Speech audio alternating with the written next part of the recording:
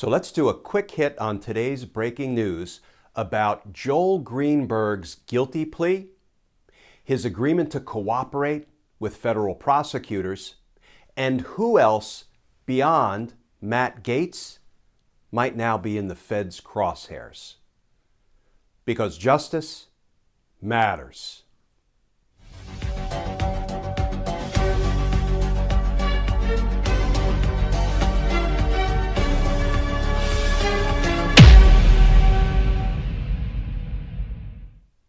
Hey all, Glenn Kirshner here. So we learned today that Joel Greenberg, Matt Gaetz' criminal bestie, has decided to plead guilty and is cooperating with the feds. Here's the headline from CNN. Plea agreement from former Gaetz associate Joel Greenberg. And the article begins, Joel Greenberg, an indicted close confidant of Florida Republican Representative Matt Gaetz, has struck a deal with federal prosecutors to greatly reduce his criminal case and plans to help investigators. Now, I want to key in on the words greatly reduce his criminal case, because Joel Greenberg got an extraordinarily generous plea offer from the prosecutors. Joel Greenberg was indicted for 33 federal felony crimes.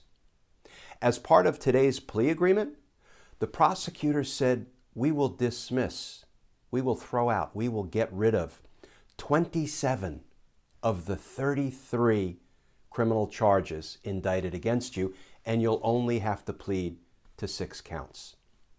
What can we glean from that?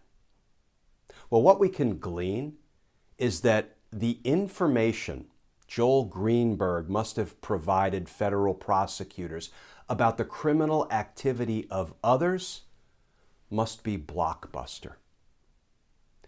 Folks, in my 30 years as a prosecutor, I struck more cooperation agreements than I can count, particularly because of our crazy busy criminal practice in the courts of Washington, D.C. Because as the D.C. U.S. Attorney's Office, we did all of the prosecuting in D.C., not just all the federal cases, like all of the other U.S. Attorney's offices, but because D.C. is a federal city, they don't have a district attorney's office, we also did all the local prosecutions in the Superior Court for the District of Columbia. And that was a cooperating witness-heavy practice. But I'll tell you what, with all of the cooperation deals I struck as a prosecutor, I don't recall ever saying I'll get rid of 27 of 33 charges. Take it from me, that is an extremely generous plea offer, but I'm sure it's warranted. I'm sure it's appropriate, because the prosecutors know the universe of the information Joel Greenberg can provide about others. Now, we don't yet know who those others are, beyond Matt Gaetz, of course, but we should ask ourselves this question. Who else might Joel Greenberg be able to criminally implicate? Well, we know who he pals around with. So there is a picture of Joel Greenberg, Matt Gaetz, and convicted and pardoned felon Roger Stone. It's sure going to be nice for prosecutors to get from Joel Greenberg all of the information he has about Roger Stone's shenanigans. And there's one more guy. There is a picture of Joel Greenberg, Matt Gaetz, and Florida Governor Ron DeSantis. You know the guy. The one who was in the news just yesterday because there's a chance he may fight any extradition of Donald Trump in the event Donald Trump is in Florida and, I don't know, New York indicts him. So, I don't know, is Ron DeSantis going to hide Trump out in a safe house in the Everglades? You know, Ron DeSantis is beginning to sound like a regular mini Bill Barr.